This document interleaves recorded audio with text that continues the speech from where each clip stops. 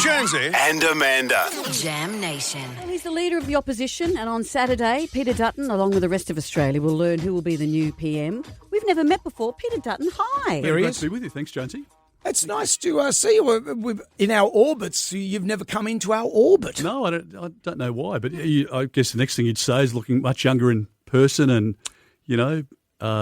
what better looking you'd say? Yeah, Seeing me in you person than what you've moisturise. seen. I wish it were the case. You look. I wish it were the case, especially this part of the campaign. I think everyone's buggered and exhausted and I bet. looking their worst. So I think Australians will be happy when the voting's over and done with and they can get back to their lives. Is there a part of you that thinks, look, I just don't care anymore, just let Sunday roll around, I'm just over it? I think probably the opposite. I mean, there's a lot at stake at this election. And I think as we've moved around the country and we'll move through New South Wales today, just the number of families who are really struggling, doing it tough, people who just can't afford to renew their insurance on the car, pulling kids out of low-fee paying schools, etc. There's a lot of pain out there at the moment. So I think there's a lot at stake at this election and a lot to play for. So we're foot flat to the floor for the next week. And Did you learn good things from the debate last night? Anthony Albanese apparently beat you in the debate. Did you come away from that thinking, okay, this is what I've got to do?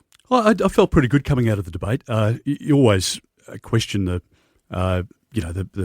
composition of the audience, where people have come from and what their views were, etc.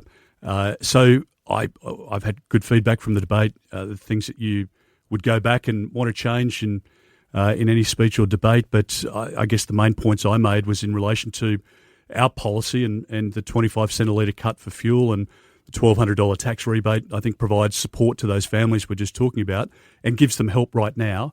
And then we've got to clean up the mess and get our economy back on track, try and get inflation down so we can bring interest rates down as well and give people some breathing space again. This is your first campaign as opposition leader. Have you enjoyed the campaign, a variety of hard hats, a variety of cakes? What's been the highlight in terms of just how you've spent a day? You learned to weld. What was it? I think the highlight so far was up in Townsville at the RSL on Anzac Day with the diggers up there and young people who were wanting selfies or to say good day or whatever, but they have an enormous pride in our country, and it's humbling when you're standing there with them, and whether they're young or older diggers, etc.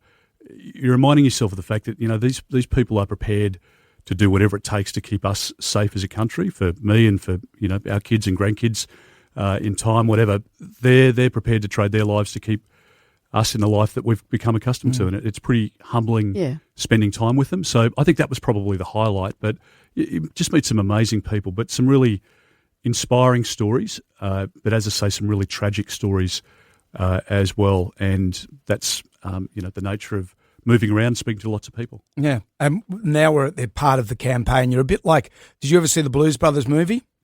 I'm old enough to say yes. At the Where's end of the analogy going the end here? of the Blues Brothers movie, and the car has gone through, and then he just pulls up outside the thing and just falls to bits, I think.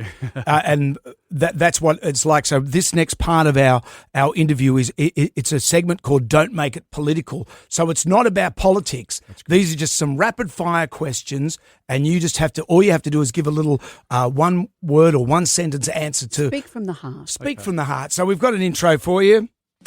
It's time to play Don't Make It Political. Jonesy wants to turn everything into a game show. Playing today is Peter Dutton. Hello, Peter. Likes walks on the Welcome. beach Good to be and with you. windsurf. Good to be with you, Joe. Thank you. Are you ready? Yeah, you go. And these are just quick, rapid fire answers. Delulu with no Salulu. Prime Minister who can't tell a good story about the last 3 years. Welcome to country. Respectful, but overdone. Donald Trump. Donald Trump. Donald Trump is a disruptor, and we've got to stand up for our country's interests, and that's exactly what I would do as Prime Minister. Would you get him on the phone? Yes, And would you stand up to him? of course. And I've dealt with the Biden administration, the Obama administration, and Trump administration Mark 1. Always stood up for our country's best interests and always got very good outcomes for our country as well as Defence Minister and as Home Affairs Minister. Could we get him on the phone now? Have you got his number? I haven't got his number. That would be so cool. So neither does the Prime Minister doesn't believe he's got a phone, which is quite strange. What, Donald Trump doesn't have a phone? It contacts I don't him know with how these- semaphores. Yeah, not sure how these tweets appear on there. But anyway, How about this one, backflips? appropriate.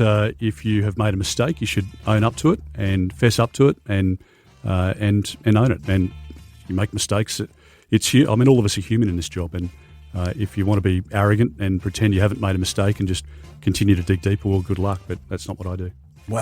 Well done, Peter Dutton. Well done. Thank you, guys. And what's your form of democracy sausage? What will you be eating on Saturday? I normally go a bit of barbecue sauce and onions. I like onions well done. And that'll be the money shot the media are after. Very hard to eat a sausage. It's Bill Shorten worked out which angle upside down, back to front. Knife and fork. Sauce down the front of the shirt.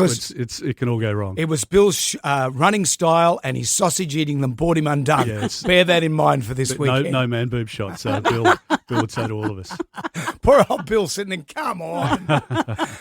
Peter, best of luck on the weekend. Thank you guys very much. Lovely Nice to be with to meet you. Thank you, and you.